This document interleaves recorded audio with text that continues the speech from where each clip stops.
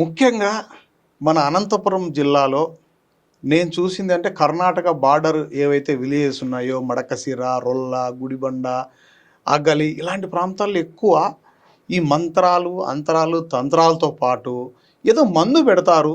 ఆ మందు పెడితే ఆ మైండ్ అంతా మారిపోతుంది. ఆ మందు పెడితే ఆ మనిషి చెప్పినట్టు వింటారు. ఏదో ఇలాంటివి అంటున్నారు. నిజంగా ఈ మందు అనేది ఉందా అనేది నాకు డౌటు. దీని గురించి చెప్పండి అన్న. చాలా మంచి ప్రశ్న వేశారు.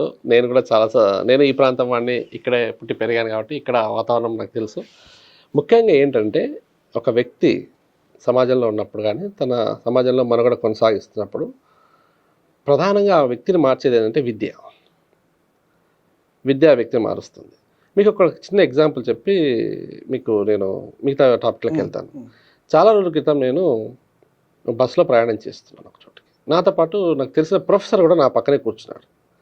కూర్చున్నప్పుడు రీసెర్చ్ అంటే తెలుసు కదా, మీరు రీసెర్చ్ చేస్తారు. రీసెర్చ్ డాక్టరేట్ ఇస్తారు. స్కాలర్స్ రీసెర్చ్ చేసి ఒక సబ్జెక్ట్ మీద వాళ్ళు పరిశోధన చేసి PhD తీసుకుంటారు.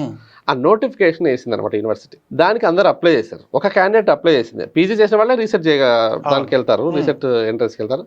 ఆమె ఏం చేసిందంటే అప్లై చేసింది. అప్లై చేయమన్నారంటే ఊరికి అప్లై చేసింది. అంటే అప్లికేషన్ తెచ్చుకుంది, వేసింది. తన వివరాలు ఏమి అందులో ఫిల్ చేయలేదు. వివరాలు లేవు, ఏమి లేవు, ఆమె అడ్రస్ లేదు, ఏం లేదు. తన పేరు ఎక్కడ ఒక మూల రాసుకుంది, ఆ కవర్లో పెట్టి అలాగే యూనివర్సిటీకి పోస్ట్ చేసింది. అది ఈ ప్రొఫెసర్ దగ్గరికి వెళ్తుంది. ఈయన స్క్రూటైజ్ చేసే వ్యక్తి ఈయన కాబట్టి కరెక్ట్ అభ్యర్థులకి హాల్ టికెట్స్ పంపిస్తారు, వాళ్ళు రీసెర్చ్ రాస్తారు, సెలెక్షన్ అవుతుంది. ఇది నెక్స్ట్ ప్రాసెస్. ఆ లేడీ అలా పంపించింది. మేము డిస్కస్ చేయడంలో ఆయన ఈ మాట చెప్పాడు, డిగ్రీ అయిపోయి పీజీ అయిపోయి రీసెర్చ్ స్థాయికి వెళ్ళిన వ్యక్తి అప్లై చేసే విధానం ఈ విధంగా ఉంది అంటే. ఇక్కడ ఆయన ఇంకో మాట ఏం చెప్పాడంటే, బాలకృష్ణ ఏం భయపడాల్సిన పని లేదు, జ్ఞానం ఏ స్థాయిలో పెరుగుతుందో సమాజంలో అజ్ఞానం కూడా అదే స్థాయిలో పెరుగుతుంది. ఇది అంటే ఇది ఒక బెంచ్ మార్క్ అనమాట, ఒక లైన్. ఇది నేను అనేది ఏంటంటే పీజీ చేసిన వ్యక్తికి తెలియకుండా ఉంటుంది అది. ఇది తెలివితేటలు అనమాట, ఇలాంటి తెలివితేటలు. ఇది ఒక ఎగ్జాంపుల్ మీకు. ఇది రెండోది చెప్తాను మీకు. ఒక విషయం క్లారిటీ ఇచ్చి మిగతా చెప్పేస్తాను. ఫస్ట్ ఆఫ్ ఆల్ అందరూ అర్థం చేసుకోవాల్సింది ఏంటంటే, ఎక్కడే కానీ మందు పెట్టేది, మరుపు మందని, ఇంకోటని, ఇది ఏవీ లేవు భూమి మీద. ఎందుకంటే అలా పెట్టుకుని పోతే, ఫర్ ఎగ్జాంపుల్ ఒక మనిషికి బాగా ఆస్తి పడడం, రిలయన్స్ అంబానీ, ధీరుభాయ్ అంబానీ ఉన్నాను అనుకోండి. ధీరుభాయ్ అంబానీకి మందు పెట్టచ్చు కదా, పెట్టగలుగుతారు ఎవరన్నా? ఆదాయానికి మందు పెట్టచ్చుగా, అవుతుందా? అజ్ఞానము, పేదరికము, నిరుద్యోగిత, పని లేకపోవడం, ప్రచండ నిరుద్యోగిత ఉంటుంది ఇక్కడ. అంటే ఆడ పని ఉంటుంది కానీ వీడు చేయలేడు. వీడు చేయాలనుకున్న పని అక్కడ ఉండదు. ముఖ్యంగా విద్య పట్ల అవగాహన లేకపోవడం, శాస్త్రీయ దృక్పథం లేకపోవడం. నువ్వు అనుకున్నట్లు నడుస్తుంటే ఏముండదు. ఎక్కడైనా నువ్వు బ్యాక్ లాగ్ అవుతావో, ఎక్కడైతే నువ్వు ఇబ్బంది పడతావు. ముఖ్యంగా మన కరోనా తర్వాత చాలామంది వ్యాపారం లాస్ కావడం కావచ్చు, చదువులో కూడా బ్యాక్ లాగ్ కావడం కావచ్చు, రకరకాల పిల్లలు ఫోన్కి అడిక్ట్ అయిపోయి వాడు ఫెయిల్ కావడము, పాస్ అయ్యాడు అవుతున్నాడు, ఫెయిల్ అయ్యాడు అవుతున్నాడు, సక్సెస్ అవుతున్నాడు. ఇవన్నీ మర్చిపోయి వాడు లక్ష్యం వైపు దూసుకుపోతున్నాడు, వాడు సక్సెస్ అవుతున్నాడు. వాడు ఎక్కడికి రాడు. అర్థమైందా మీకు? టాప్ ర్యాంక్ వచ్చినాడు, టాప్ 10 టాప్ 100 వచ్చినాడు, ఎప్పుడు మళ్ళీ నాకు మందు పెట్టానో రాడు. ఎందుకంటే వాడికి లక్ష్యం ఉంది. వానికి పెట్టచ్చు కదా మందు, ఎవరురా ఎందుకు పెడతారు?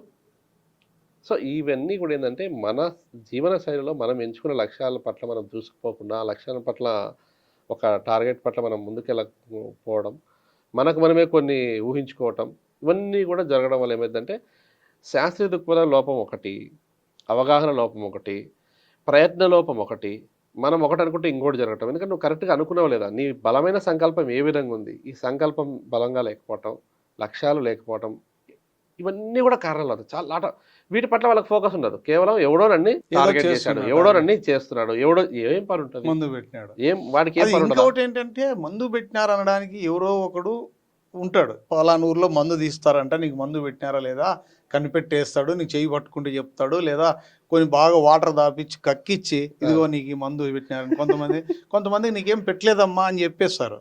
కానీ పెట్టలేదు అని చెప్తారు, పెట్టిన వాళ్ళకు చూపిస్తారు. మరి ఇది ఎలా సాధ్యం? అది వాళ్ళ వర్క్ అదే, ఇంకా వాళ్ళ వర్క్ అదే, వాళ్ళ పని అదే కాబట్టి అంతే. నువ్వు ఆల్రెడీ ఒక మూడ్లో ఉన్నావు. So your in certain mood that something happen to me, నాకు ఏదో జరిగింది అనే ఒక నువ్వు మూడ్లో ఉన్నప్పుడు నీకు అప్పుడు ప్రతిదీ నెగిటివ్గానే కనిపిస్తుంది. ప్రపంచమే నిన్ను టార్గెట్ చేస్తున్నారని నువ్వు ఫీల్ అయిపోతావు. అప్పుడు నీ పక్కింటోళ్ళు నిన్ను చూసినా, ఇంకోళ్ళని చూసినా, వాళ్ళేమో చూస్తున్నారు, వీళ్ళేమో చేసిండొచ్చు. ఈ ఆలోచన పోవాలి ఫస్ట్. ఈ అంతరతంత్రాలు ఏమి లేవు. మీకు ఇంకొక సినిమా, మీరు చిరంజీవి ఎప్పుడన్నా మీరు చూడండి, ఎవరైనా చూడండి, అందరికీ చెప్తున్నా ఇప్పుడు ప్రేక్షకులందరికీ, 39 టీవీ ప్రేక్షకులకి, కొబ్బరి బొండం అని ఒక సినిమా ఉంది. రాజేంద్ర ప్రసాద్తో సినిమా తీశారు. అందరు చూడండి, ఒక లైన్లో ఆ సినిమా స్టోరీ చెప్పేస్తాను. రాజేంద్ర ప్రసాద్ కూడా ఇలాగే నాకేమో జరిగింది, రాజేంద్ర ప్రసాద్ చాలా సినిమాలు ఉంటాయి, చాలా కామెడీగా ఉంటాయి, కానీ ఇది కొంత సందేశాత్మకంగా ఉంటుంది. నాకేమో జరిగింది అనే ఫీలింగ్లో ఉంటాడు. అయితే ఒక సైంటిస్ట్ ఏదో తవ్వకాల్లో చిన్న కాయిన్ దొరికితే ఆ కాయిన్ ఒక చిన్న లాకెట్లు కట్టి ఆయన మెడలో వేస్తాడు. అప్పటి నుంచి నా లావ్ అయిపోయినట్టుగా, కొబ్బరి బొండం అయినట్టుగా లావుగా కనిపిస్తాడు. కొంచెం ఇతనికేమో అతీంద్రియ శక్తులు వచ్చినట్టుగాను అంటే ఆత్మవిశ్వాసం పెరుగుతుందన్నమాట. తను అన్ని సాధించగలిగే ఒక ఆత్మవిశ్వాసం. సో ఈ లాకెట్ ఉండడం వల్లే నేను ఇవన్నీ సాధించగలుగుతున్నాను. లైక్ దట్ ఒక అంతరం అనేది అక్కడ తయారవుతుంది. అది లాకెట్ అది నీ విశ్వాసం ఆత్మవిశ్వాసాన్ని పెంచే లాకెట్ అది. అయితే చివరిలో ఆయన ఏదో బాక్సింగ్ దాంట్లో పాల్గొనడం ఇదే ఉప్పు మీద వెళ్ళి ఆ లాకెట్ మర్చిపోతాడు అక్కడికి. మర్చిపోతే అబ్బా నా దగ్గర లాకెట్ లేదు కాబట్టి నేను పోటీలో ఓడిపోతానని చనిపోయే సిచ్యువేషన్లో మళ్ళీ ఆ ప్రొఫెసర్ వచ్చి లాకెట్ని విసరడం, దాన్ని మెల్ల వేసుకోవడం, మళ్ళీ శక్తిని తెచ్చుకోవడం, యుద్ధం చేయడం, బాక్సింగ్ చేయడం, గెలుస్తాడు. చివరికి ప్రొఫెసర్ దగ్గరికి వచ్చి చెప్తే ప్రొఫెసర్ అంటాడు ఇందులో ఏమీ లేదు, ఆ కాయిన్ కూడా నాకేం దొరకలేదు, జస్ట్ నిన్ను నీ ఆత్మవిశ్వాసాన్ని పెంచుదామని నేను మోటివేట్ చేద్దామని నేను ఇది చేశాను అని చెప్పాను. తప్పనిసరిగా ఈ తరం వాళ్ళు కానీ ముఖ్యంగా మన అనంతపురం జిల్లా వాళ్ళు వీళ్ళైతే ప్రభుత్వం వాళ్ళు కూడా ఏంటంటే అన్ని చోట్ల గతంలో మేము చిన్నగా ఉన్నప్పుడు వీధిలోనూ తెరలు కట్టి సినిమాలు వేసేవాళ్ళు, కుటుంబం సంబంధించి కానీ వాటి గురించి కానీ అవేర్నెస్ క్యాంప్స్ లాగా. ఈ సినిమా చూడాలి ప్రతి ఒక్కరు, కొబ్బరి బొండం లాంటి సినిమాలు మళ్ళీ చూడాలి. ఆ తర్వాత మళ్ళీ అటువంటి సినిమాలు వచ్చాయో తెలియదు కానీ సో అందులో ఆ లాకెట్ చేసే మహిమ ఏంటి, దానికి ఉన్న అంతరమా తంత్రం ఏం లేవు. భూమి మీద ఒకటే ఉందండి, మనిషి తను చేసే ఏదైతే ఉందో అంటే తను చేసే ఏ విత్తనం అయితే నాడతామో అదే వృక్షం వచ్చినట్టుగా తను ఏవైతే తలుస్తాడో అవే జరుగుతాయి. పాజిటివ్గా థింక్ చేయండి, పాజిటివ్నెస్సే వస్తుంది. నెగిటివ్గా థింక్ చేస్తే అంత ప్రపంచం అంతా మనకు నెగిటివ్గానే కనిపిస్తుంది. ప్రతి ఒక్కరు మనం టార్గెట్ చేసినట్టు కనిపిస్తుంది, ప్రతి ఒక్కరు మన శత్రువులై కూర్చుంటారు. ఈవెన్ తల్లిదండ్రులు కూడా లాస్ట్కి వీడి కోసం ఎన్నో కష్టపడిన తల్లిదండ్రులు కూడా అమ్మ మా నాన్న కూడా నాకేమో చేస్తాడు, మా అమ్మ నాకేమో చేస్తుంది, ఎవ్వరేం చేయరు. సో ఇది ఒక సైకలాజికల్ డిజార్డర్ అనుకోవచ్చు. ఎగ్జాక్ట్లీ, మానసిక దౌర్బల్యం ఇది, మానసిక రుగ్మత, ఇది ఒక రుగ్మత అనమాట. ఈ మానసిక రుగ్మత నుంచి బయటపడాలి యూత్, ముఖ్యంగా యూత్ ఆలోచన చేయాలి. చదువుకున్న వ్యక్తులు ఇవాళ డిగ్రీ, మన ఒక డాక్టర్ కూడా ఇది జరిగింది. డాక్టర్ అంటే ఆయన డైరెక్ట్ ఎంబీబీఎస్ డాక్టర్ కదా, ఆర్ఎంపీ డాక్టర్, అందరికీ వైద్యం చేసేవాడు, ఈయన పోయాడంటే ఎక్కడికి నాకు మందు పెట్టని చూపించుకోవడానికి. సో ఇవన్నీ జరుగుతున్నాయి. తొట్టుకొని కింద పడ్డా కూడా ఎవరో నాకు మందు పెట్టారని అనుకుంటే అది నీ అంధత్వం కావచ్చు, మూఢ విశ్వాసాలు కావచ్చు, శాస్త్రీయ దృక్పథ లోపం కావచ్చు, విద్యలో నీకు విద్య పట్ల అవగాహన లేకపోవడం కావచ్చు, సరైన విద్యను నువ్వు అభ్యసించలేకపోవడం కావచ్చు, సరైన వ్యక్తులతో నువ్వు కలవలేకపోతుండొచ్చు. ఈ మూఢనమ్మకాలు వదిలేయాలి ఫస్ట్. చాలా శాస్త్రీయ దృక్పథంతో ముందుకెళ్తేనే వీటి నుంచి బయటపడగలుగుతారు, విజయం సాధించగలుగుతారు, జీవితంలో లక్ష్యాలను ఏర్పరచుకోగలుగుతారు. ఇది చెప్పదలుచుకున్నాం ముఖ్యంగా నేను. Thank you.